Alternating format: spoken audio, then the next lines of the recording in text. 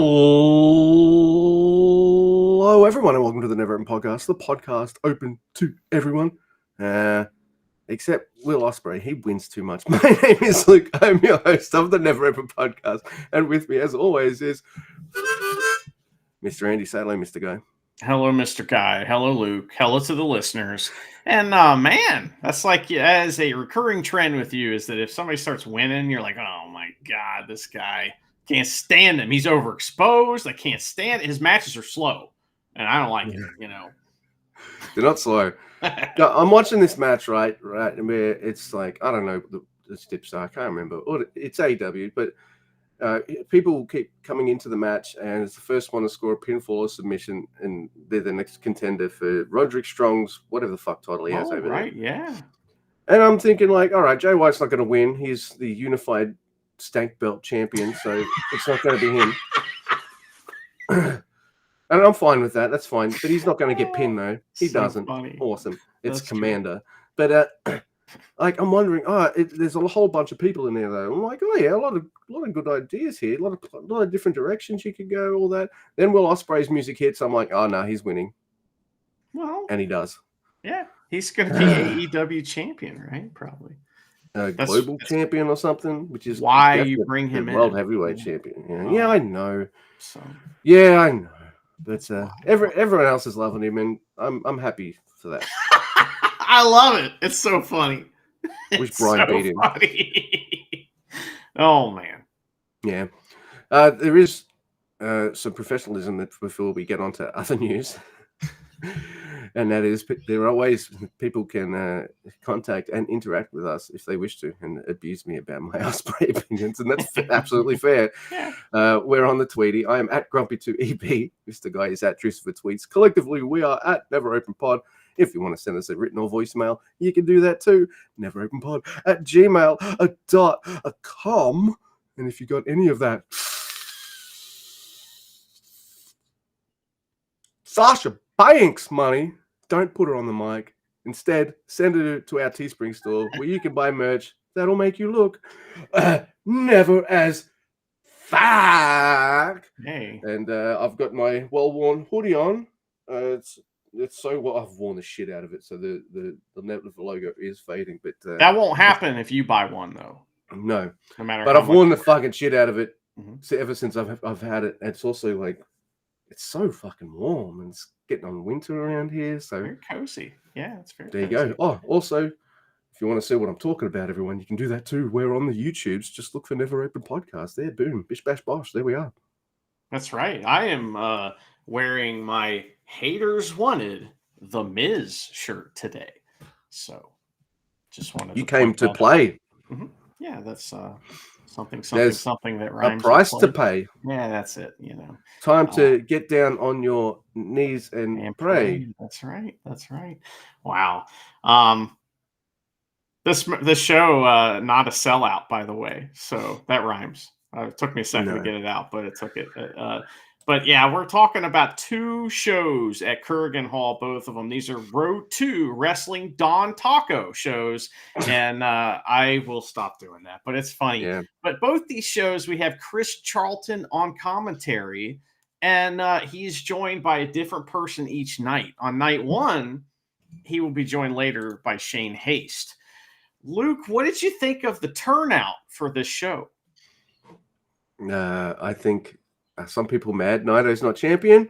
Also, they did have a few Champions Carnival matches there. A couple big nights. I don't know. I can't explain it. Are they not happy with something? The next night seemed all right. The crowd was on fire, though. Like, it didn't feel like it was empty. The crowd was going yelling, but there's a lot of empty seats, And I mean, I know Kurgan Hall's not huge, but you'd expect them to sell out these shows with, there's some cool gimmick stuff on these shows. And I don't know. I would go. If I was there, I would have gone. Dude, if we were there, we'd be the fucking phantoms of Kurgan Hall. Sure. Up in the fucking rafters, just watching everything. Oh, my goodness. Yeah, so there is some news. Bolton Oleg has decided he is no longer a young lion. And hey, you've got a gold, even if it's the stank gold. You've still got gold. You're not a young lion anymore. I agree. Has he ever won a singles match versus a main roster member? No.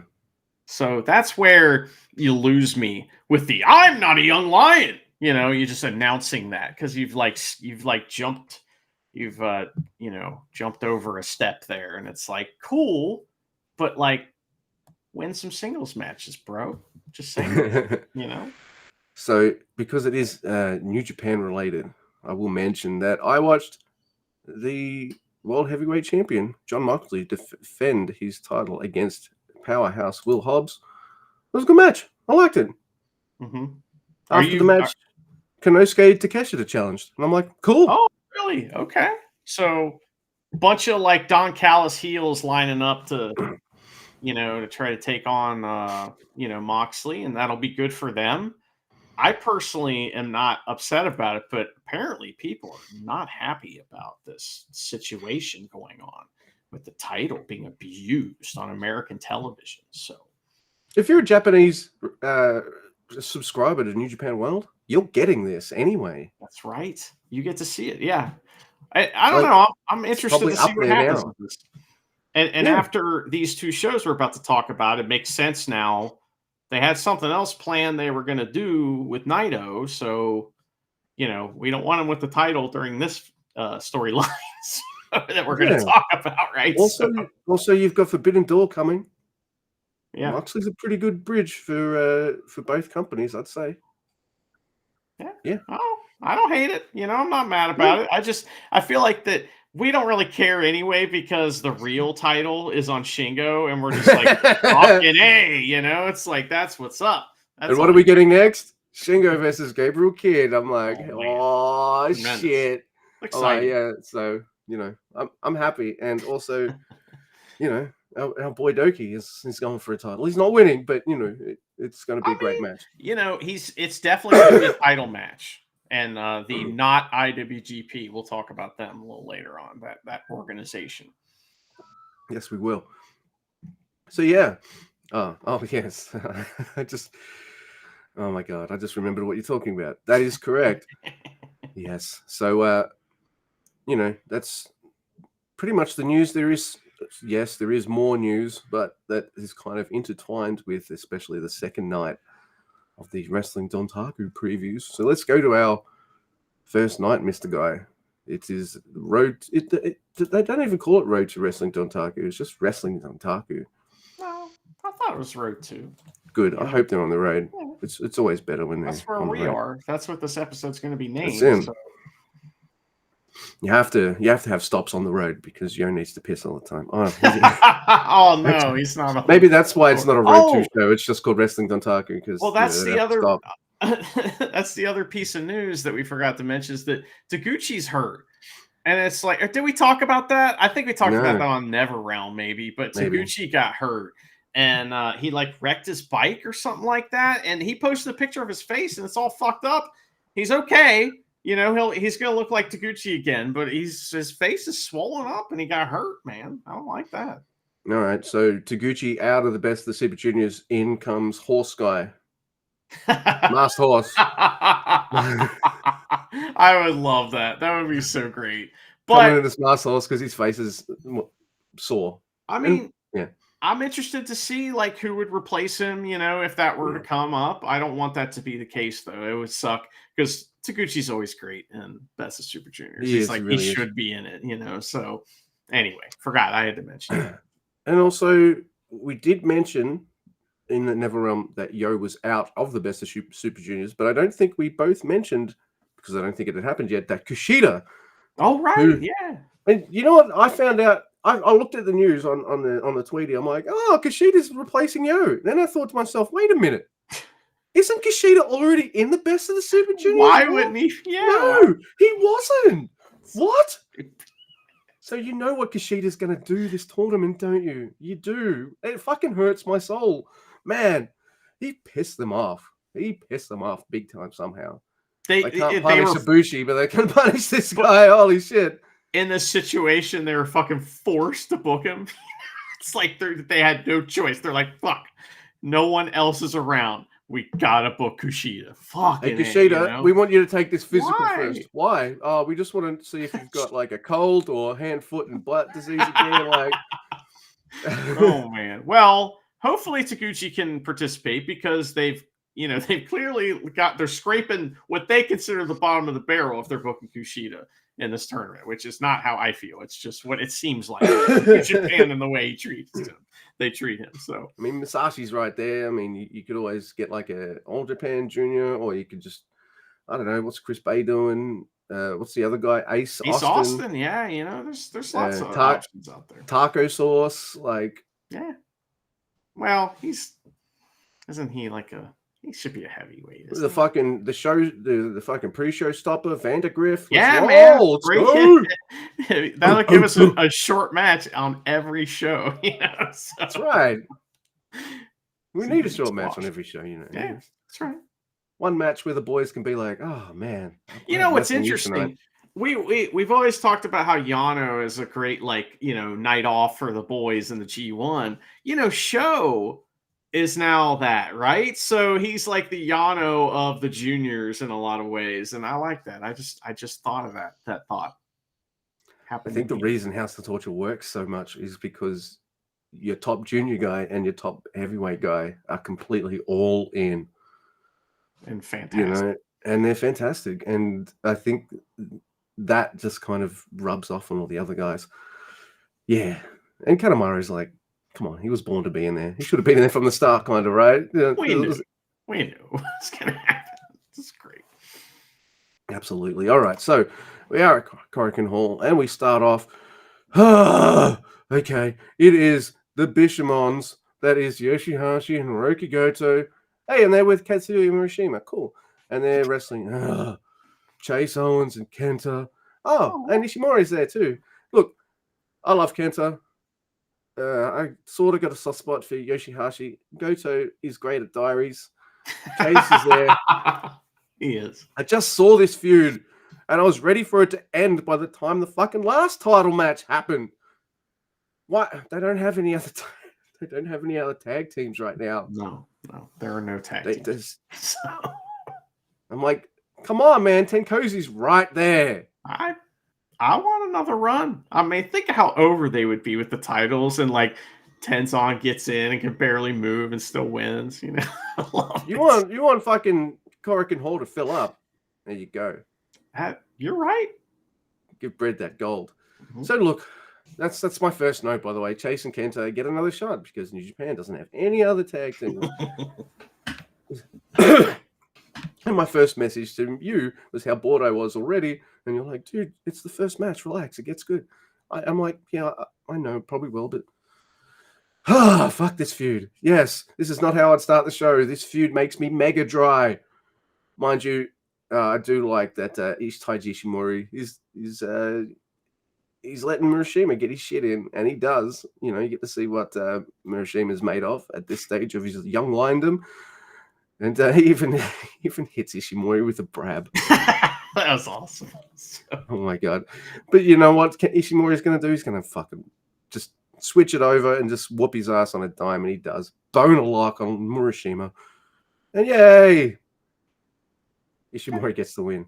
That's fun. Hey, you got to heat him up for the juniors. Best of Super Juniors. Yeah, he got to get those wins over Young Lions with boner locks. I thought it was pretty funny that when Murashima brabbed Ishimori, that he had to get saved by Chase Owens. Like, he couldn't get out of it. It was great. So that was really funny. Also, during this match, I had a little poo-poo in my eye during this match because Chris Charlton is like Don Callis, AEW, Power Hobbs. And I'm like, how about New Japan? I was a little pissy because he wouldn't shut up about Don Callis. And I like Don Callis. I get him out of my New Japan unless he's like actually in there, like what the fuck? So, oh man, that sure was a match. I'm pretty sure unless there's some guy named Mr. Andy, I'm pretty sure most people who are watching like that show are probably going to watch Dynamite anyway. Yeah, props.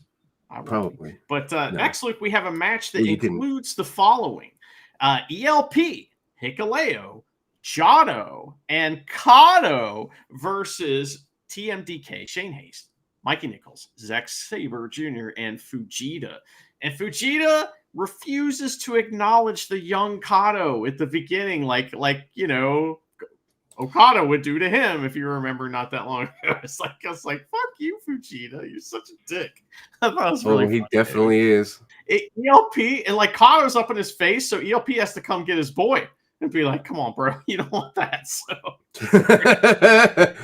oh man, that was fun. At the beginning of the match, Shane Haste and ELP just get in there. They're like, hey, you want to like just tear the house down? And they're like, yeah, let's do that. So they do. It's awesome. So, and there's a lot of really cool preview exchanges between the two feuding tag teams, just like the previous match, but good. And it's pretty fun. TMDK, they isolate Jado, though, and I promise I didn't skip through any of this. I watched every single bit of it. And they work him over for a little bit. Zack Sabre Jr. puts Kato and Jado in a hold at the same Tomo. And we get the patented crappy Jado fire up, and he tags in Hikuleo, who runs Wild Brother on TMDK. More tandem tag reversals, and then Fujita and Kato tag in, and here it is. Fujita's a fucking prick. He brabs out Kato for the win. TMDK, they drop Fujita. They like drape him, in all their gold, and it's like because he just got the win on. Does he look good in gold or what? Like that's really funny, man. He really does. I love that. That was fun. Yeah, that was a really good. Yeah, I like what you said. This is like the previous match, but good, and that trend will continue into night 2. Don't you worry about that. Yeah, you're so starting the next show, so I don't have to cover both those matches. I got it, man. I can't wait to talk about Yoshihashi. Oh, I'll bet. All right, next we have Hiroshi Tanahashi, Tomohiro Ishii, Toru Yano, for some reason in my notes. Got that long hair, and the mustache. Brother, that mustache is something. Hey. Right. There we go. Toru Yano and Shooter Umino with Bolton Oleg versus House of Torture minus Show. So that is Yoshinobu Kanemaru, that motherfucker. Ren Narita, Evil, and Yujiro. Actually, is Ren there? Yeah, I think he is. He is. Yeah, and I'm sure Dick Togo is there as well. Yes, there's a President Evil tee, so it just says President Tanahashi crossed out. President Evil underneath it, House of Torture logo, fucking nice. So to which I had to ask Andy the question of, if Evil is at home, is he Resident Evil? Somebody made a Resident Evil like game cover. I saw it on Twitter. That's pretty funny. Yeah. They stole your joke. No, so I did make that joke to you before I saw that. So and hopefully before you saw that too. He stole it from you. That is confirmed. That's right. Send your complaints to complaints@NeverOpenPod@gmail.com. That's right. Haven't in some private chat somewhere, and we're not looking for it, but you'll just have to believe us. God damn it. We're really good at answering DMs too, by the way. We want to answer your DM. So yeah. I think like you and I have just gotten in the groove of like, let's just talk about the New Japans. Anyway, we'll be over here. Yeah. So you guys go over there. We'll be over here. Wish you guys all the best, but it's all good. Yeah. All right. So Yano, he does the head slap at the start of this match. But it's the double head slap on Evil and Kanemaru, which makes it fucking silly fun. Yano exposes the corner, but hey, it's House of Torture. They make him eat it straight away. Oh, look. Pimp cane choke by Yujiro on the outside. Oh, yay. Yano gets fucking wailed on for ages. Yeah, it's a long time. It's true. There's Ishii in to whoop some ass. And then Dick Togo does like this great kind of little roll-up sequence on Ishii. I was like, all right, Dick Togo. But then he gets suplexed for his troubles. I'm like, hell yeah, Ishii. Fucking hell yeah. That's what I want to see. Then Shooter, he hits Ren with a fucking huge exploder. I don't know if it was just like the extra air or just like how Ren positioned himself to get the bump for that, or it's just like, all right, that was really good. They do that spot really well. Like that's in every one of these matches, and it's always like he like fucking throws him to the moon. It's awesome. Oh yeah. Evil tries to rake Tanahashi's eyes, so Tanahashi rakes his eyes. That's the thing always about Tanahashi. Doesn't matter if it was like doesn't matter if he's mega face Tanahashi or not. Like, you start pulling that dirty tactics out. He's like, I know how to do that, and I'm not an idiot face. That's like so many other faces are. Like, oh, we're doing eye rakes, okay. And so now Evil low blows him. So what's Tanahashi do? He also House of Torture style shoves the ref and low blows Evil. Then Oleg comes in, obviously looking to beat the shit out of Evil, and as Evil's begging off with one hand, he's selling his balls with the other hand, and I'm like, that's what I want to see. Yes, there's dick-to-dick contact on Oleg. Kanemaru, and he gets gut-wrenched within an inch of his life. Oleg is sent into the exposed turnbuckle, and hey, Kanemaru, he rolls Bolton Oleg up. There's a House of Torture beatdown post-match, and yes, of course, House of Torture throw down the gauntlet. They want a challenge for some stank gold. That's right. They love the smell. You know, it's kind of covers up some of the other smells in their home, but the smells of torture. Yes, it can be stinky. You know, people shit themselves all the time. After the match, during that beatdown, they knocked Abe over too. And the crowd was like, wow! The crowd laughed so much. So that was fun stuff. I really enjoyed that. At the beginning, Chris Charlton did speculate that the dog that cut Taguchi off and made him crash, because that's why Taguchi crashed his bike, because he was avoiding a dog. And so that it was trained by Show to do that. that was good. Good storytelling there. So I like the commentary lately, how it's turned with House of Torture. Yes, they're still going to kind of hang shit on them and, oh, you dastardly pieces of garbage. But they're also letting slip lines of like, these guys are kind of like the innovators of all this shit. Like, they're really good at this. What this is, we hate it. But my God, they're good at it. So the commentary is doing a move from just outright burying him to like heel commentary. Like, yes, Kevin they're Kelly's assholes. gone. It's because Kevin Kelly's gone, because he hated that. Like, to him, House of Torture is like the anti-wrestling. You know what I mean? And like, he had to call it. So yeah. So I don't know. I'd say, wow, yeah, everyone's gotten better since he's left. What do you know?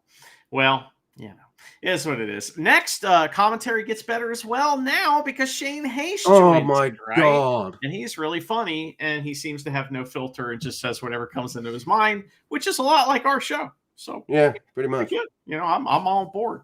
I'm just going to open the show with, I don't like Ospreay. People are just going to be like, oh, fuck this guy. Fuck this show. And I open the show with it. That's like, we don't. All right. So, yes. This next match is Clark Connors, Dan Baloney, Finley, Gabe Kidd, and Gato versus all of LIJ. They're not missing anybody.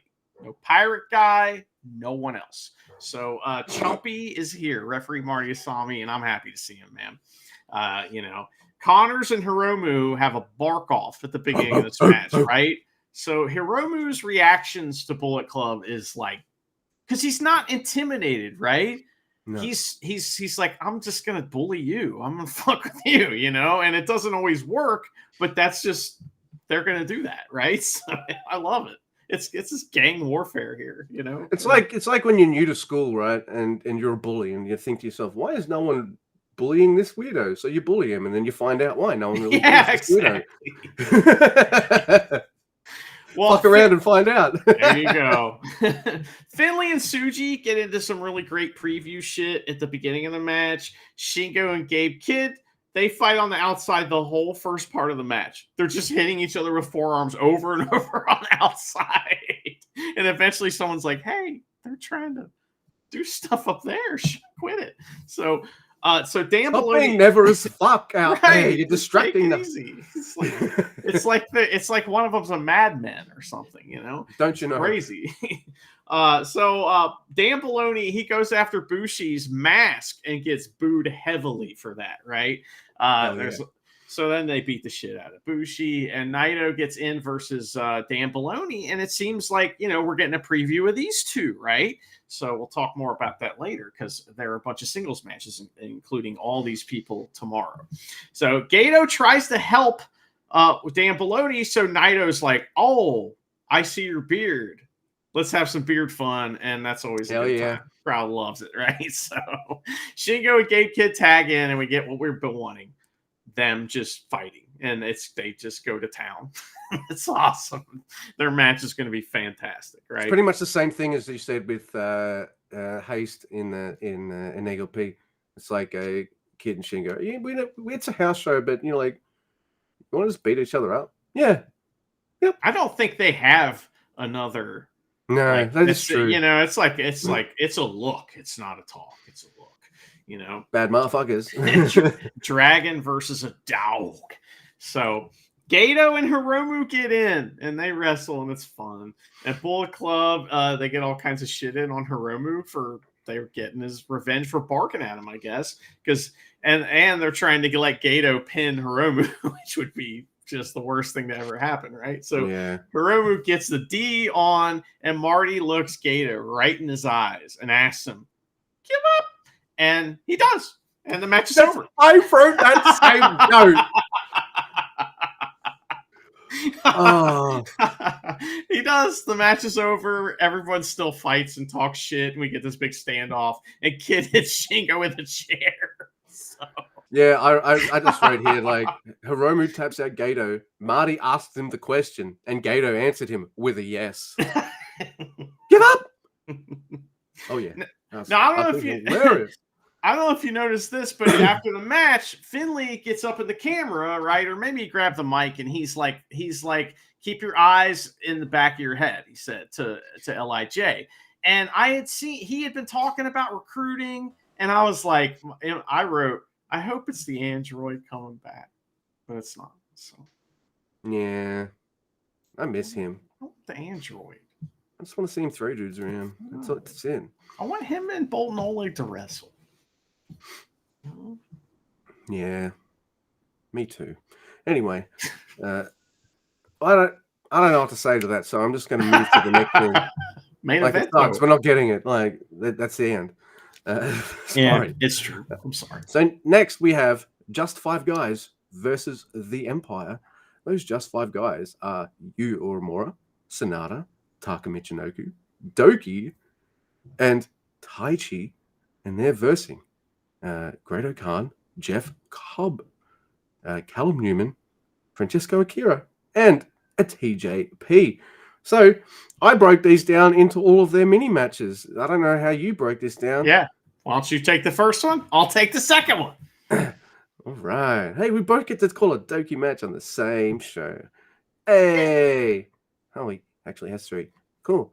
All right. So we start off with Yu Uemura and the Great Khan. I'm pretty sure the Great Khan won his stipulations because everyone's just like, well, yeah, we want to see some lemon eating. Like, oh yeah. Well, it's I mean, this is a faction warfare gauntlet match too, by the way, and we gotta tell the rules just real quick. Each match has a 10-minute time limit, right? And I don't remember what they said, but what happens at the end of 2 minutes? I think both guys are eliminated if they go to the end of the time limit. But if one guy stays in because he pins the other guy, someone else comes out. So there you go. Yeah. So, yes, the winner of Yu El Great Khan will stay in, and the next guy from the other team will come out. Unless it is a 10-minute draw, in which case both men are eliminated. So, my Great Khan thinks there might be some rope, over the top rope rules in this or something. There isn't, but it doesn't stop him from dumping Yu the fuck out anyway. So... I'm watching. Sorry, I'm just scratching my mustache. It's interesting video, isn't it, everybody? Oh, he's scratching his fucking face and nose again. The audio of it's way better. Like, way better, Don't you dare intimate that I've got a face for radio if you fucking... That's not what I was saying, but... Mustache for radio, for sure. All right. Look, I'm watching this, and I'm like, all right, I feel like I know where this is going to go, and these guys are just going to have some hammy fun for like 10 minutes, because they're going to have pretty much a fun comedy 3-match fucking rural revitalization project match for the King of Pro Wrestling. Yeah. Instead, Goto Khan and Yuya must have had the same fucking things that Shane Haste and ELP must have been having in the back, because they're like, you want to just fucking throw each other around and beat the shit out of each other for the whole 10 minutes? Yeah. And this is like these two, there's no fucking let up. It's one guy starting it like a sequence, throwing the other guy around, and then the other guy just pulls out, and Yuya will just pull out an arm drag, and then like he takes over, and they just fucking strike and beating the shit out of each other. I'm like, dudes, it's a house show, brother. Jesus Christ.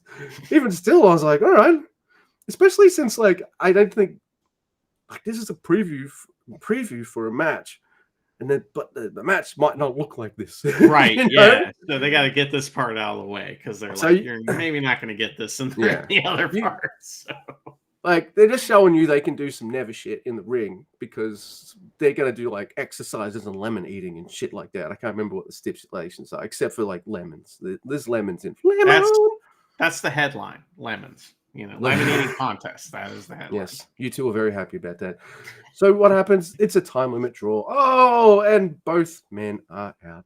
And Sonata's company's coming out. Goto Khan keeps beating up Uemura because he's pissed off.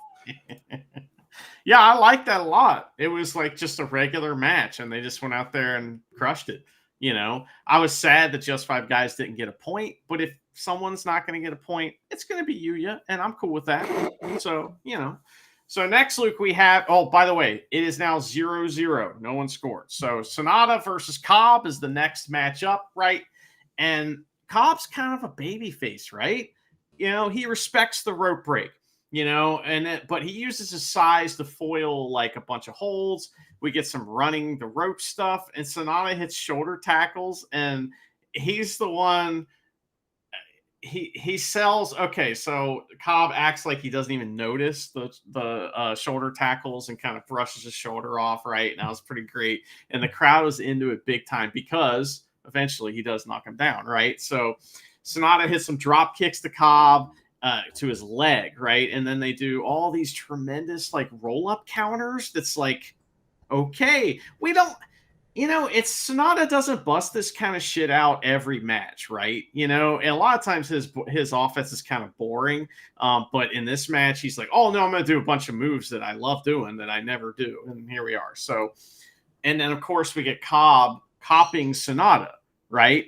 So Cobb, he does a flip off the apron, but gets a drop kicked off of the apron. It's fucking gnarly. That's crazy, dude. And they fight up through the rows of seats, and Chris comments on the lack of fans in a coded way. You know, it's like, don't do that. Don't say anything about it. Why?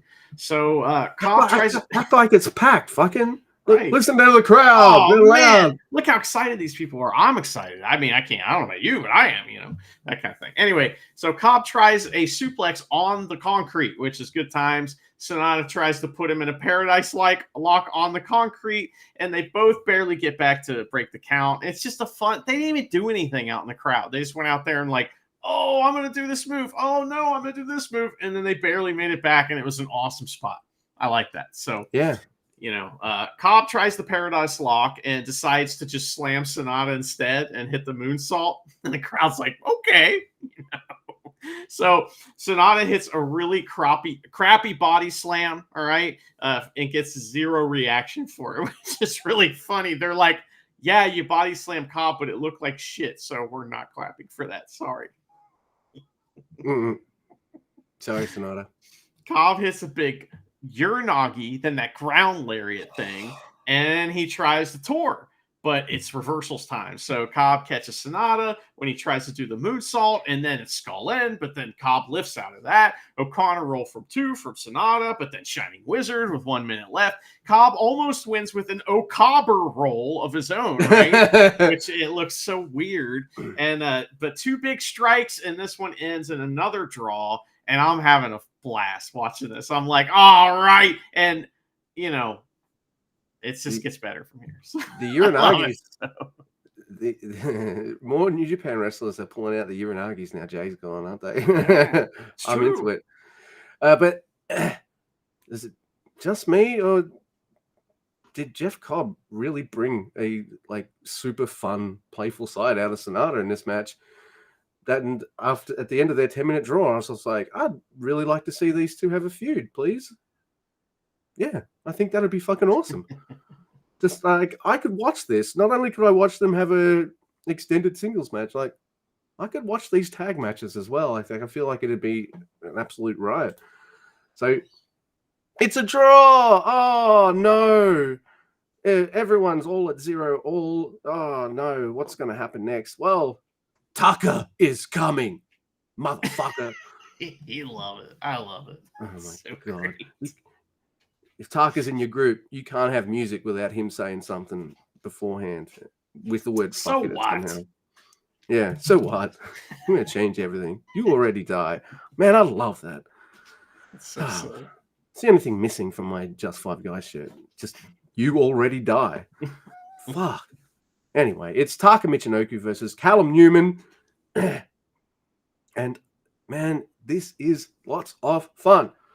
And, hey, if Taka's going to be the one that has to put over Callum in his first, like, singles win, well, Taka's getting all of his shit in first. All of it. Absolutely all of his shit. He is getting it in, which is what he does. Like, this is a match where Taka is trying to beat Callum's speed just by using every trick and he thinks is in his arsenal. You're like, foot to the knee, eye poke, all this kind of shit, getting him down for submissions. Like, there's a long submission spot where Callum's red. And you could obviously tell, like, yeah, I'm losing to this guy, but I'm looking good. And in fact, that's a lot of this match. Like Taka Michinoku just shutting Callum Newman down and getting a lot more shit in. But hook kick, Oz cutter, and yay, Callum Newman, he wins. Yeah, it's pretty cool. Empire 1. They get 1, and Just Five Guys still have 0. But you're right. This match was awesome. Where like Taka, his whole game plan was just to keep this guy from running. That was the whole thing, right? And Newman's whole thing was trying to create a little space so that he could get going. And when he finally got the Prince of Pace spot, man, the camera angle was awesome because it was right in the middle of the ring, and Newman was running towards the camera, and it's like, and he's like, boom, boom, you know, and it's like, wow, yeah. That was really cool. I like that a lot. I'm having a blast watching. Yeah, this is great stuff. It's so great. So next, Luke, we have our guy, motherfucking Doki, is out versus Newman. And Doki doesn't just start matches. He doesn't just go out there and, I'm just going to lock up with you. No, he comes flying the fuck out and fucks up Newman on the outside. Doki chokey on Newman right away for a rope break spot. Doki wants a strike off, and Newman doesn't have shit because he just wrestled a whole match versus Taka. Taka softened him up a little. So Doki shoots Newman into the ropes like an idiot, though, and then Newman gets the Prince of Pace shit. It says pint of elf in my notes, by the way. So it hits a big pescado to the floor. Then there's a wild counter to Doki's 3-stage side suplex thing he does. Yeah. That was cool. Sunset flip. Pin, and Doki almost wins. Then Doki chokey, and Newman says, yep. 1-1. Doki stays in. Oh my goodness. Doki stays in. And I'm like, wow. Always feels good seeing Doki win a match on a night. Have you ever seen him win 2 matches on a night? No. Do you want to? Yes. Next, we have Doki versus Francesco Akira. There's a baseball slide onto Doki. Oh, my God. This match is fucking awesome. And it's just these two guys getting so much shit in. I love it. There's so many awesome reversals. There's this amazing, awesome Dodon on Akira. But there's this fucking really cool, like, fantastic suplex de la Luna reversal by Akira on Doki as well.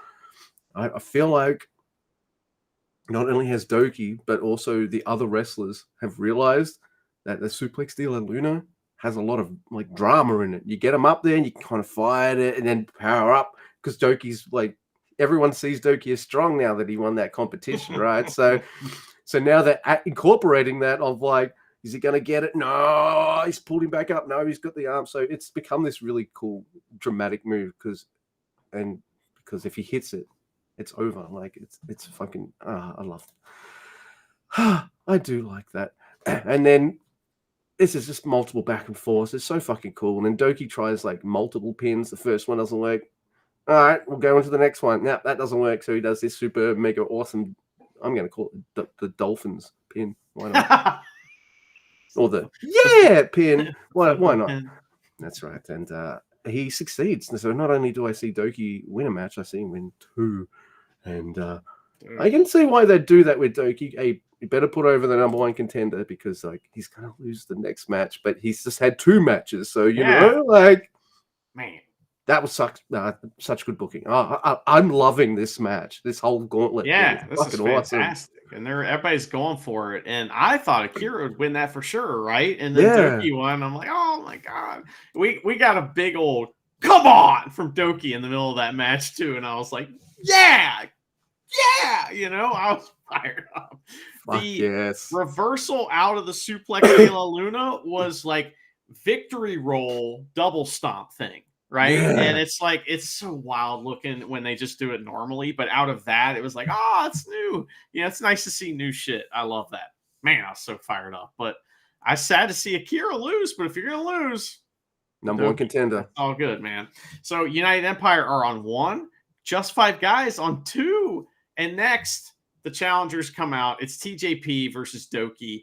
And we get a dive from TJP, but Doki Choki right away. And I'm like, oh, yeah, here we go. 3 in a row. But no, it's reversed into the Pinoy stretch or the Pinot stretch, as I have here, or the for rope race spot. Face wash, but no, Doki isn't dirty, you know? Drop kick and acai moonsault from Doki. I was like, yeah. So daybreak, but TJP uses a cutter as a counter. It looks really cool. Mamba splash, and he pins Doki. Doki couldn't beat 3 guys in one night. I mean, that ties it up 2-2. That was a fun, quick match. I really liked it. Yeah, and Doki's already had 2 matches, so you know, it's fine. It's fine. Like, I'm like, there is no way he's clean sweeping this because then we wouldn't get to see Taichi. I'm like, come on, man, I want to see Taichi. Like, yeah. I mean, in a perfect world, that would have been a draw, and thus eliminating them both, and then it's just Taichi left, and he wins. So the story about this match as well is the Just 5 guys have been staying at ringside, whereas the Empire boys have just been like fucking off to the back because none of them have each other's backs. Right. Like Just 5 Guys does. So that's the undercurrent of this as well. So, you know, everyone's there cheering Doki on and all this kind of stuff. And United Empire lost their leader, so they're rudderless, you know, and Just 5 Guys is like the most cohesive unit other than LIJ. I'd say they're more cohesive than LIJ. Yeah, damn straight. Doki's the most cohesive.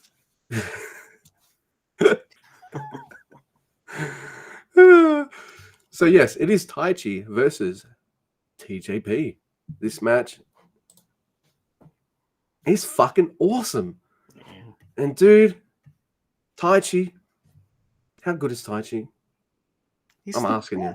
He's the best wrestler. He just is immediately in supercell mode in this match. And it's like, oh, I'm going to make you look fantastic. And wow. Yeah. And you can see why when the match finishes, but that's not to say that Taichi doesn't get his shit in. But this match is just, it's actually really even, really awesome back and forth, fucking awesome reversals. Taichi's just bumping like a fucking maniac. And the story of this match is like partway through, the Empire come out. All of them come out and they all start, you know. Oh, but Greater Khan has a fucking, he's got a towel or something, a white towel he's going to throw in. But no, it's an Empire towel and he's holding up for support and all this kind of stuff. So they're like going, and as soon as I see that, I'm like, all right, I can see TJP winning here. And I'm like, I don't think I'd be mad. Taichi is going to make it look fucking awesome. And guess what? He does. Not only that, I think he hits one of the most gnarly, dangerous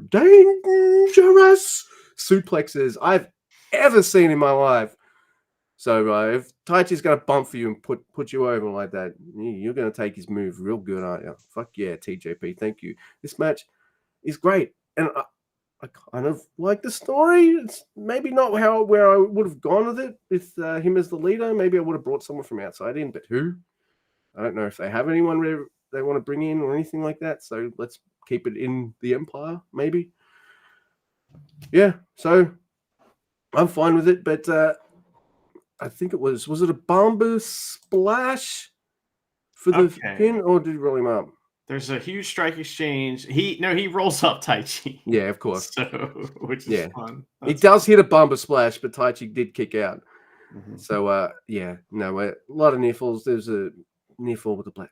Not a near fall with Black Mephisto. I think he got out of the Black Mephisto. It was just these. I can see TJP being a pretty decent open weight, and let's have him put his money where his mouth is after Dontaku and go, oi, whoever's never champ.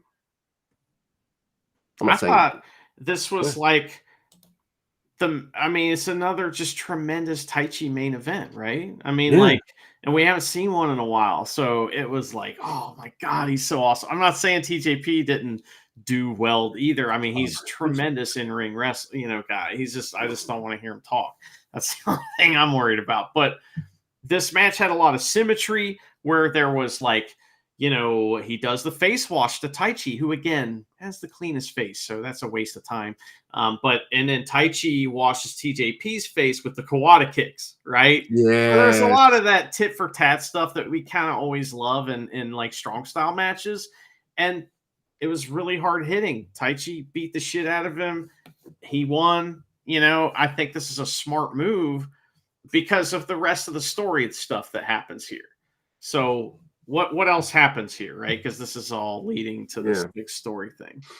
Yeah, so TJP, he pins Taichi, rolls him up, and the Empire guys, they all come in and they kind of celebrate with him. They're like, all right, man, that was kind of like our test, and you've kind of passed that, and all right, you're the captain now. Aye, captain. All that stuff. So, yeah. Okay. And he's going to be, I guess, the open weight guy. Okay, yeah. If a faction needs an open weight guy, that's kind of a cool new thing. I never thought of that. I'm sad that Just Five Guys lost this match. They were cheated. I know. But we got some nice story stuff out of it. So. Dude, that main event was awesome. Anyway, something interesting is that he also says TJP is like he bows to each one of them and has a little saying for why they're the captain or whatever. And he just called everyone the captain too. So I thought it was a little more like I'm the de facto leader, but we're our own leaders kind of thing, and that's kind of what it's going to be going forward. But that show was tremendous. It started out so poopy, but it got golden. Oh, yeah. I'm not into that heavyweight tag team feud at all. But other than that, the show fucking ruled. And spoiler alert for how I feel about night 2. Apart from that first match, show kind of ruled again. So let's just get to it. It's Night Wrestling Dontaku Night 2. You can start with the first match, but I thought what happens before the show. That's right. Something I never thought I would see. I see contract signings all the time in wrestling. It's a staple they just refuse to not do anymore. They gotta have them. Okay. But I've never seen one with Doki before. I'm like, okay, all right. I never thought it. Dude, Doki comes out by himself for the contract signing. Show comes out, but he comes out with the President Evil, and his chief of staff, Dick Togo. That's what I'm calling him anyway. Chief Dick. That's it. He is the Chief Dick. So, so show. He pulls the table away from Doki. And all this kind of stuff. And Doki's like, hey, I beat Hiromu and other guys, so I'm going to beat you too. Show calls everyone idiots and bumpkins, including Doki, and he'll win fair and square. Okay. There's and it wouldn't be a House of Torture thing if they didn't distract everyone, like the ref in the ring and the president guy who's there from the IWGP to do the contract signing. Everyone gets distracted. Oh, and Dick Togo, he swaps out the contracts. Oh, dumb president guy signs it first. Donkey signs it second, and then Show signs it. Oh, it's a not IWGP title match. Oh, and there's fine print on the corner in the brackets when he opens the thing. House of Torture have just fucked over Doki with the title match. Oh no, the president is very happy about this as well and thought like, yep, this is the right contract to sign. Like Evil's really happy. And I was like, they didn't have to do anything this really stupid, but they did, and I was thoroughly entertained. I love it.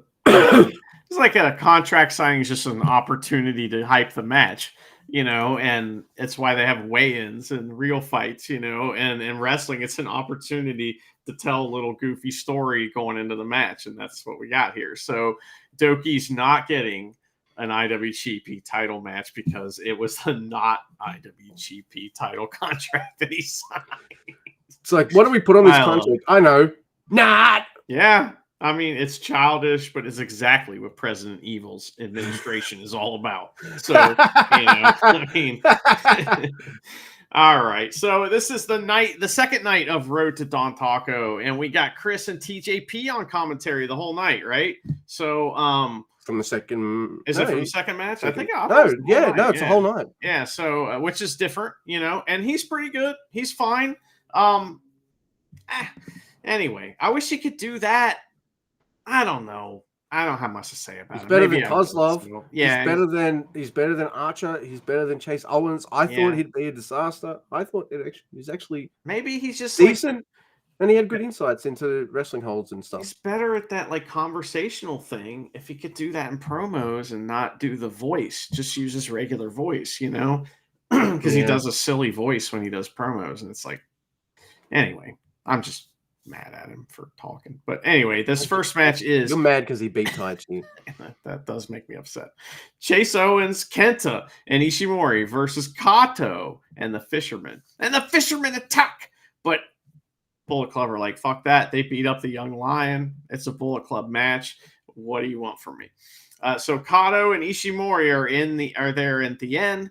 Kato keeps grabbing Ishimori, and it's really funny. But guess what? Boner lock. He taps out. Ishimori sells his back because of the grab, though, you see. Nice. It's almost as if he's really good at what he does. Highlight of the match was him going, ooh. Yeah, it was major brabbage, too. Yeah. Oh, my God. All right, so next we have the Gorillas of Destiny. That's ELP and Hikuleo with El Desperado and Katsuya Murashima versus TMDK, Mikey Nichols, Shane Haste, Zack Sabre Jr., and Hosai Fujita. So Fujita's just like, you know what? I'm just going to go Hikuleo right now. I'm just going to go him. I'm like, okay. And that doesn't last long because Hikuleo just chops the shit out of him hard. And they did some of this the previous night, but they only did it once. It's like tonight with the other Young Lion. They took it the extra step and they did it like a lot more. And I feel like maybe that's something that the LP and others like to do. Like, let's do it. Just do. And what it is there's a Ho train spot on Fujita. ELP throws Despy into the corner. Boom. Hikuleo into the corner. Boom. As soon as he starts throwing Katsuya Murashima gets lariated. So they shove Fujita back into the corner. Despy hits it. El Fantasmo hits it. Murashima lariat again. And it's fucking hilarious because it makes him look green as hell too, and it's just a real fun, goofy spot too.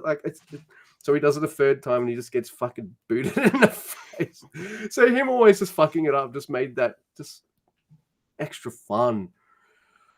It's like everything the previous match wasn't like Vegeta. Like power levels in wrestling, right? Yeah. And no matter what Murashima does, he's not at a power level enough to get over on Fujita that way. It's really he's not doing Ho train spots. Yeah. Right. So Vegeta, he stops El Fantasmo bouncing on the ropes, and then he gets up on the top rope, but he's not going to bounce on it too much. But he does do a top rope run on himself. That was pretty cool. Then we get like awesome El Desperado, Zack Sabre Jr. shit. And I'm just like, oh, yes, I love this. Give this to me all day long. And Zack Sabre Jr. and Numero Dos, the interesting ways he kind of twists his way out of it and how Despy kind of drags him back into it. It's fucking really good wrestling. I love it. Just heaven. And then Fujita, he wins with absolute major brabbage on Murashima. I'm pretty sure if he bent back anymore, he would have pulled off the whole bottom half of Murashima's body and just be holding like the legs up or something. Fucking hell. He's punishing these young lions because he grabbed out both of them on this tour. So that's pretty funny. I like that match a lot. That was pretty fun, man. Hikuleo even got like a really cool hot tag where he just destroyed TMDK. Even did like the Makabe double lariat spot. Well, you know, Makabe must have been spitting blood. Like he's real upset. Spitting mayonnaise. Oh man! So I get to talk about the next match, Luke, which is the Stank Belt Championship match.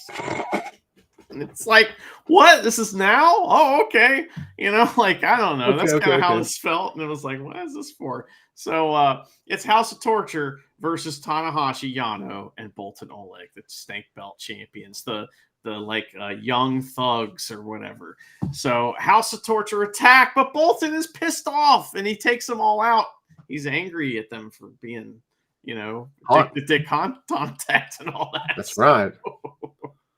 So Tanahashi grabs Evil and rips off the President Evil shirt and throws it in the crowd. And Evil's reaction to this is just like one of the greatest things I've ever seen in my life. Like, how dare you? I'm the president. Funny, man.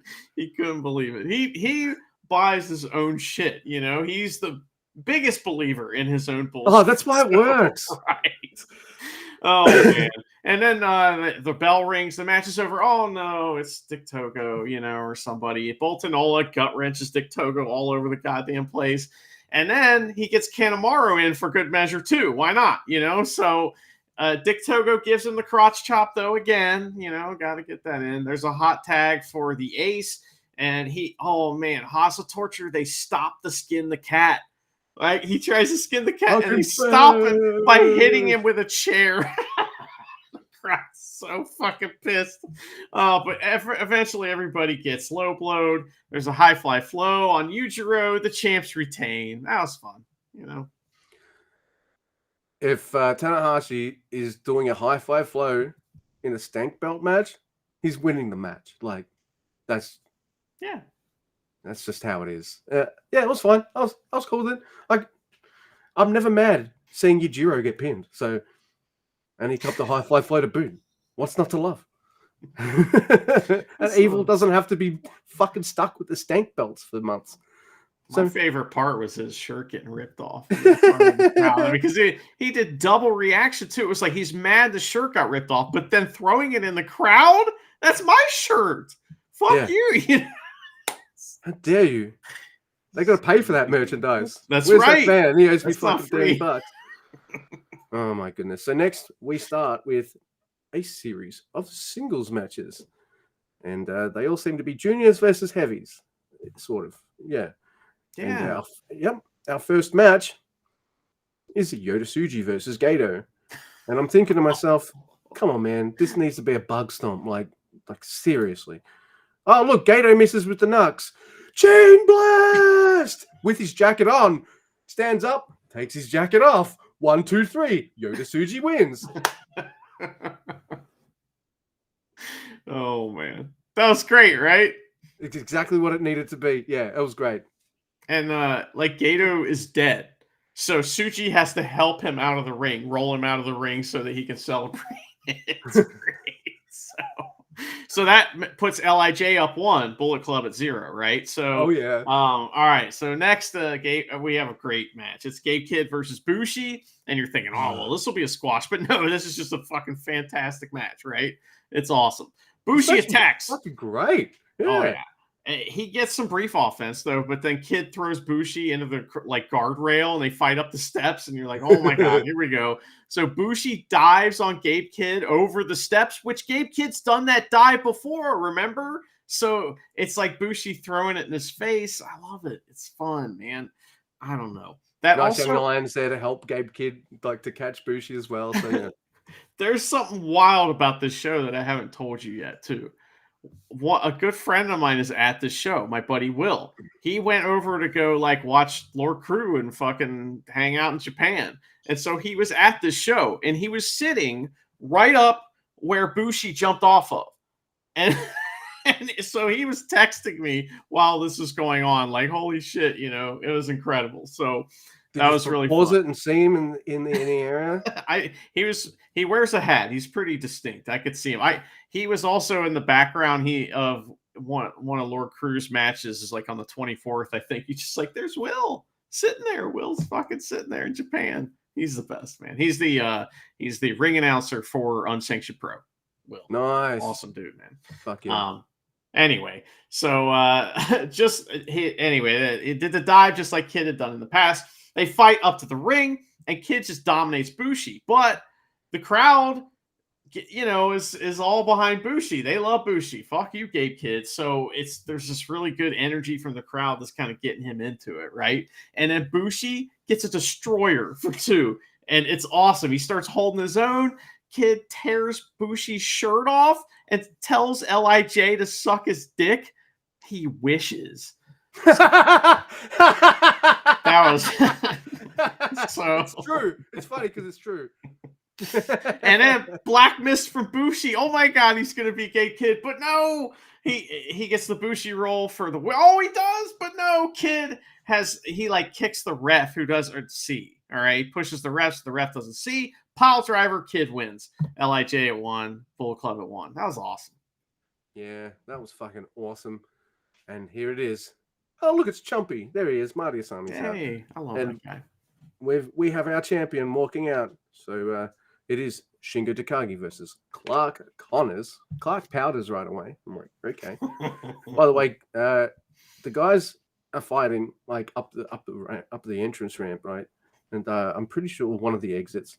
I'm pretty sure like there's a weak guy in a wheelchair. He's like, oh yeah, like this. I'm like, they see him and they're like, we're not breaking character. You know?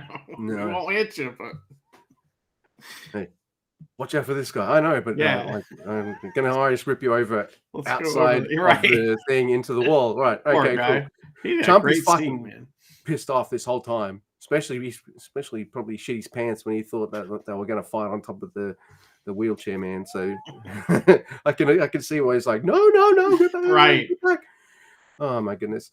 I do like that Connors hits a snap suplex on the outside, and then he's kind of standing spears like 2 young lions on top of Shingo just so he can get like the 20 count. He doesn't. Shingo makes it in. Canadian spear by Clark. Yeah. Clark knows what he's got to do. You can't just like let Shingo recover. You do that, you're fucked. So you've got to. This is how you do it, man. That Canadian spear was awesome. He does a great like pounce and power slam as well. But Shingo kind of gets a power slam of his own, and yeah, that's the start of the Shingo show. Starts getting his offense in and beating the shit out of Clark Connors, who's bumping like a maniac. It's made in Japan for 2, and then a rebound pumping bomber for 3. I loved this match. I wish it kind of ended with a finishing move because come on, man, Clark Connors did some gnarly shit and bumped like a maniac for you. Beat him with the fucking Last of the Dragon. Come on, man. But other than that, I thought this match was great. You know, he got pumping bomber made in Japan and another pumping bomber. I mean, you know, that should be enough to beat a junior. Just saying. Yeah. I like Connors though, and these 2 crushed it. And it's like, man, I wish. You know, I love the system of heavyweight junior. I think that's important, and it's an important thing in New Japan that I don't want to go away. But every once in a while, I think about it, like, what if there wasn't any? And it's like these guys could just wrestle at the normal, you know, without some weird stipulation. But they're making it happen either way. So what am I bitching about? So next, Luke, we have something monumental. It is Dan Maloney, Drilla Maloney versus Tetsuya Naito. They're recently, defeated and, demoralized and, all of those things, Tetsuya Naito. So obviously he's going to beat Dan Maloney, but Drilla Maloney's who showed up. So, so they fight on the outside, and Dan Maloney tries a count out win after going after Naito's ribs. Naito gets back on top with some fuck your neck, and he gets the cravat of doom and the old leg Nelson, and fucking Marty Asami looks Maloney in the eyes while he's in that leg Nelson and asks him, give up. And Maloney does not give up, but he does get a rope break. So Naito mocks Dan Maloney's dog barks as they face off with some strikes, and Naito does not taking this very seriously. So Dan Maloney hits a leapfrog, drop down, drop kick on Naito. Wow. I love when guys run the ropes and do the simple universal spot and lucha spot and all that shit. So that was fun to see. Naito spits in his face. He doesn't like it. So Dan Maloney hits a some kind of buster. I don't know. Maybe I don't know what it says. Some kind of buster. It says saline buster, which is not a thing. So, but he pauses to spit back in his face before hitting that double stomp. And man, that shit is dope. So at this point, though, Marty Asami is in this match. So he is in fact gonna take a chump bump, right? So Marty gets bumped, he goes flying out of the ring, and it's fucking hilarious, dude. Like he gets like I don't know, Marty is the best at falling out of the ring, and this was a fucking golden bump that he took. You don't just have to see, he has to do it an extra step than other, like the wrestlers just have to take the bump out the side. He has to do it while covering his face. Well, he went so he doesn't see any cheating out of the ring, spinning like he got, he got Larry did. Yeah, it was wild. So, but then something happens here. We had been warned, right? It's like, okay, so Marty's got bumped. It's hilarious. And then Dan Maloney, he taps out to Naito, but Marty isn't there to see it, right? And Finley shows up. Now, we've been told, keep your eyes in your back of your head. Something's going to happen. And some guy, some good-looking guy from Noah, Jake Lee, fucking shows up out of nowhere, and he smears Naito's face off with a fucking Yakuza kick, and Drilla Maloney, pins Naito, and LIJ tie it up, or Bullet Club tie it up. It's 2-2, but that is fucking crazy. The crowd is shocked and appalled. Luke? The crowd is fucking, yeah. I'm watching this match with like a false sense of security, kind of, because, like, yes, I know, keep you something in the back of your head. Yeah, I'm fine. You never know when that's going to be, and you just, come on, man. Naito just had a big loss. You don't expect this. See, this is like the opposite of how I feel sometimes, like when I watch AEW, and I'm just like, oh, that person's in this match. Oh, they're winning. And throw maybe some curveballs more often on your weekly shows or something, Whereas, only on the weekly ones. So I didn't expect Driller to win. No offense, Driller. So Driller, you were so surprised he won. You've just called him by his proper name twice. Wow, you noticed. Yeah, of course I did. This show is very subtle. I just want everybody to know it is extremely subtle. There's many layers. Yes. It's like an onion within an onion. It's Russian onions. Think of all those layers. Mm-hmm. I'm just an onion in an onion in an onion. Onion in a Russian doll, right? So yeah, that's it's a lot of layers. That's right. And they're also in one of those elevators where it's like they're all mirrored walls, so it's like you see eternity. Ooh, so it's like too. Like it's Pink Floyd, But yeah, so Jake Lee comes out, beats the shit out of Naito. That awesome kick right over the railing. All right, if you're going to do something like this, have a big heel from another company come out, beat the shit out of him. Hey, how good is this going to make Driller look? They're going to keep bringing this up all the way through the best of the Super Juniors. Better we watch out for this guy. He pinned fucking Naito. Hey, there was cheating, but doesn't matter. Mm-hmm. He got a 1-2-3 victory from Tetsuya Naito. That's fucking huge. And this wouldn't be a night of Bullet Club matches if we didn't get at least one match that just starts. Yeah. Which is what we get here. Why? Because Jake Lee and Bullet Club, they're beating the shit out of Tetsuya Naito. Why would they stop? Fuck this guy, right? Oh, out comes Hiromu to make the save. No. He gets his fucking ass kicked by David Finlay. Lots of fighting on the outside by both guys. Oh my God. So, no music for both men. Here we go. We're into Hiromu versus Finlay. What is this match? Well, this match is a Finlay fucking beatdown extravaganza with Hiromu selling, and then Hiromu firing back and hitting some of his offense and coming this close to winning that everyone kind of believes. And I'm like, I know Finlay's winning, but I kind of believe now too. It is Hiromu. I know he's on a bit of a losing streak right now, but you never know. But it's still cool. Like, I just... the chemistry these guys have, it was kind of gnarly seeing Hiromu take some of these Finlay bumps as well. Fucking Dominator was massive. I'm like, hey, oi, I know, you're in Bullet Club. Take it easy. Don't fucking break Hiromu, all right? He's a treasure, and no cage matches for Hiromu, all right? So. No. Hell no. So this match is just fucking amazing. Hiromu gets so fucking close, but no, it's like into the abyss, whatever the fuck it's called.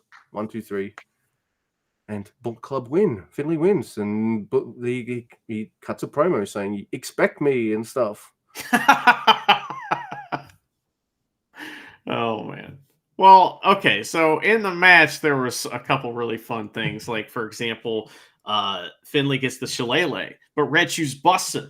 So Hiromu ends up with it somehow. And so while Red Shoes is doing something else, he pretends, he like throws it down and pretends that he got hit in the head with it. Ow, and that shit was fucking hilarious. I love that Eddie spot. Eddie Guerrero, yeah. But that was really fun.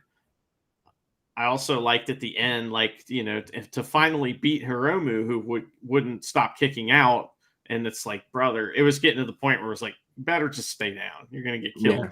Finlay hit a million uppercuts on Hiromu, and he just wouldn't go down. He just kept coming back into it. It was kind of like, Jay White that one time, just leaning into Hikaleo's chops and stuff. So it was interesting, but I don't know. I thought that was a lot of fun. The match was fantastic. I don't mind seeing Hiromu get his ass kicked if it's going to help Finlay. We're good. Same. So, but Bullet Club after the match, they try a beatdown, but LIJ are out for the save, and but then Trillo Maloney and Finlay, they distract, and Kid attacks from behind, and then they beat the shit out of LIJ again, and Finlay's music start playing. And he's like, no, I'm not done yet. Because they're trying to like play him out of the ring, basically. And he's like, no, he got the wrap it up music. It was funny. Like, a lot. By the way, we never mentioned it, but we did get Stank Belt title music right before. Oh, yeah.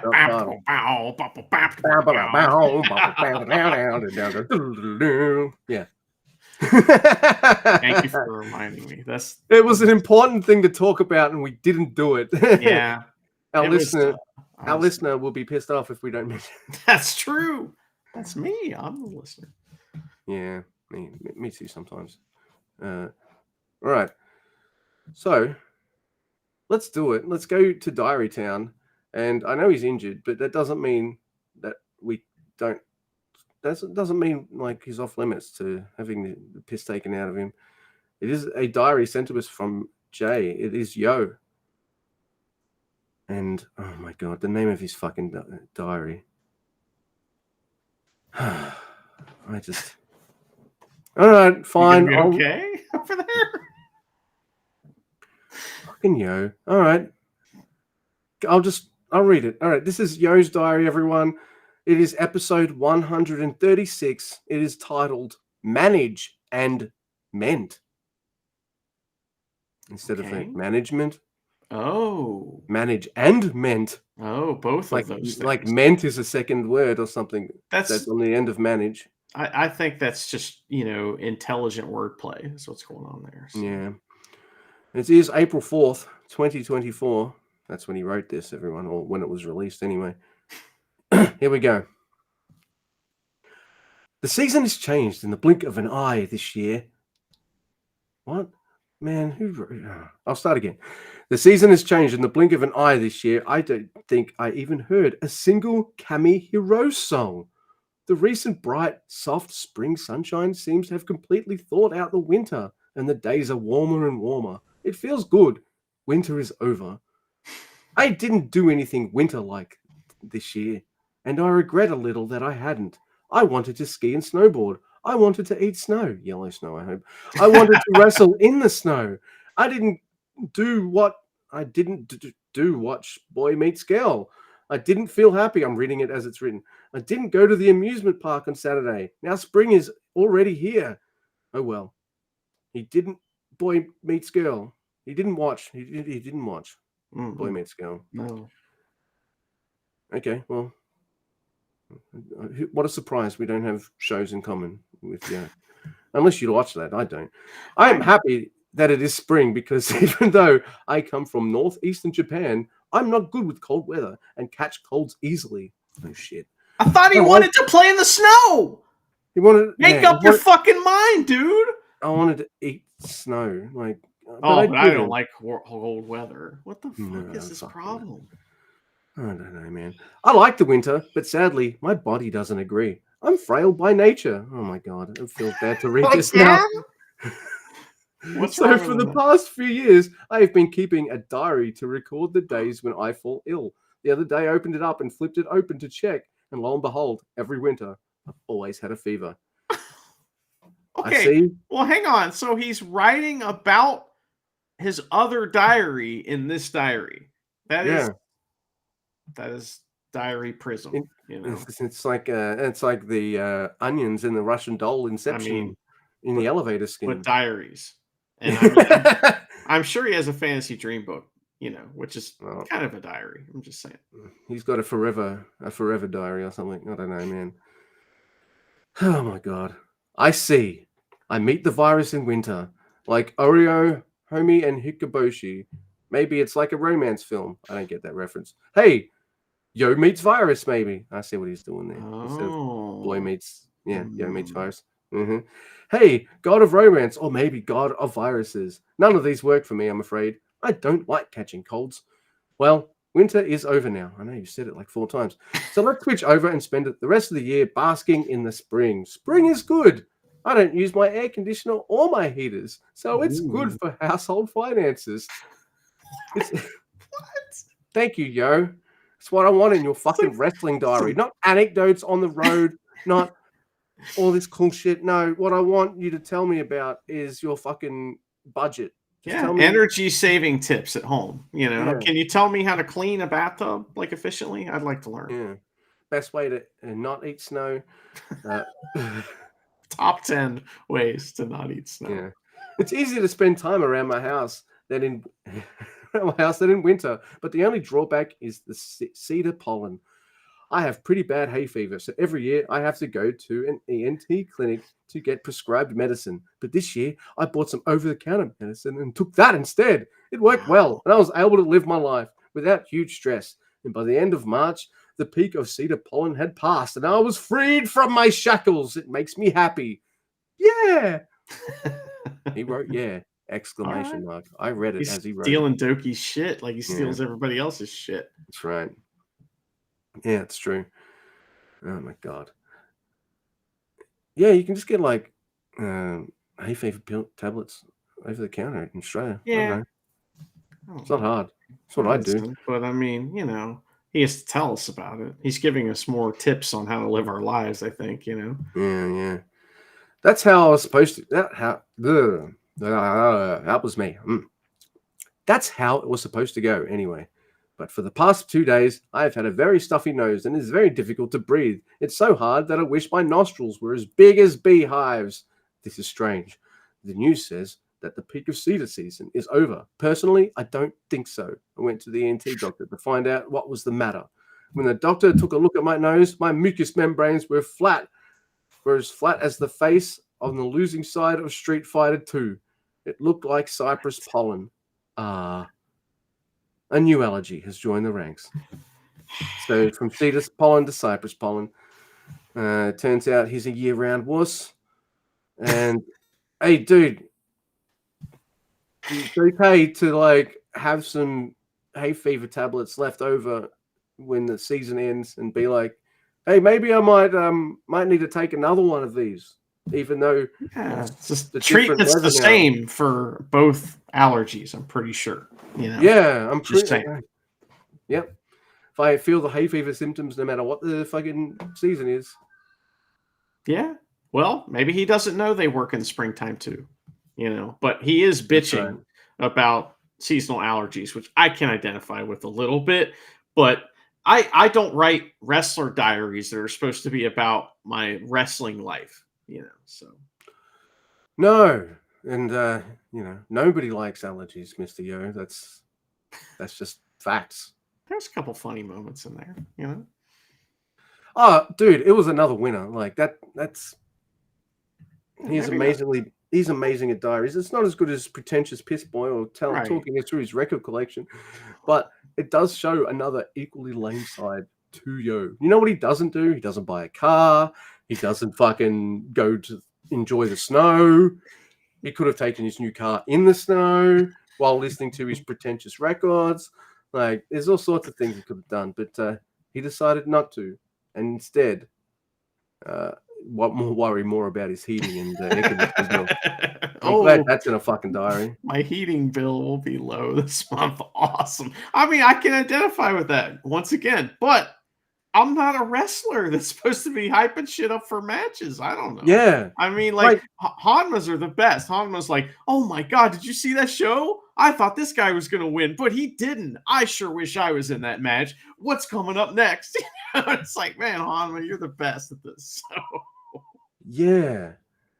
Just what, like, yes, can we relate to it? But I feel like you and we don't want to relate to the wrestlers. We want to see the characters on the TV in the diary form.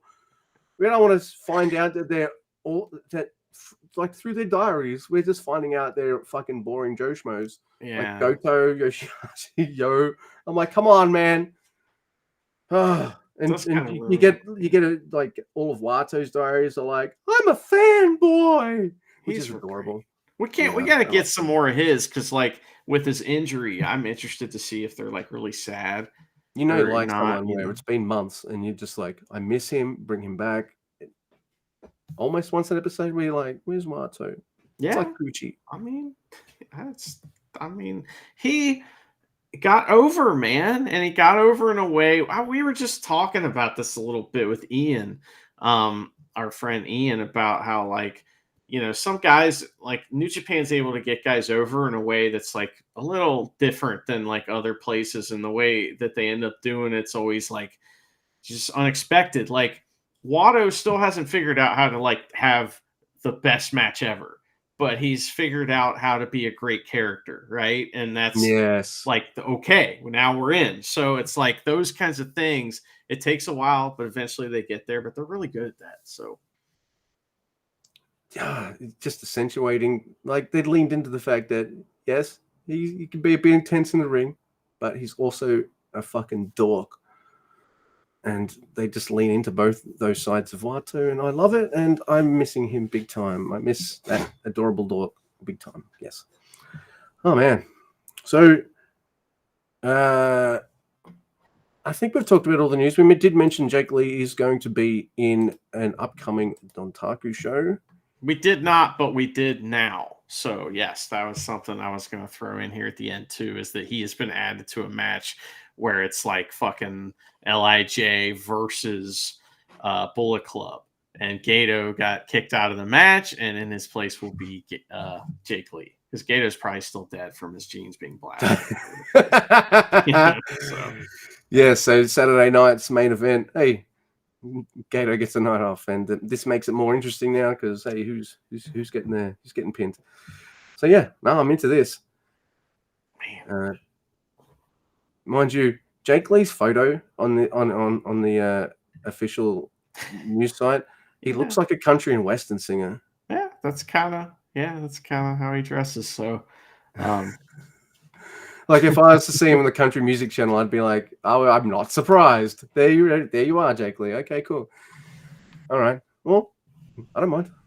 That's fine. No, I mean he's a big dude. It'll be interesting to see what it looks like with him like mixing it up with these guys because he's like genuinely huge, and no one on LIJ is really that big, you know what I mean? So it's like kind of like having uh a Japanese giant in your faction, kind of. So Yeah.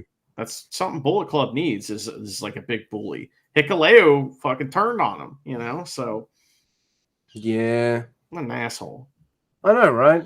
Turned on him, made Jay White retire. Like, motherfucker. He should be top heel for us, but I don't hate him. So No, it's hard to hate him when you watch that match and it's obvious that Jay's like giving him everything. right. The extra cell sauce, like, hey, I'm making this guy look good.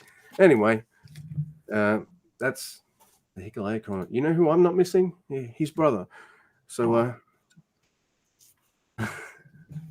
it's a sacrifice. You're like, I don't have to talk about him anymore. Why don't I bring him up?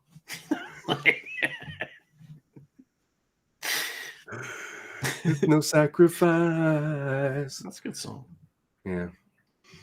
All right, give me a version of him doing that move with that song. All right, don't have a life, please. Don't do that for me. Decide to do anything else instead. That would make me happy. All right. And so, in case Mr. Guy has anything you'd like to add.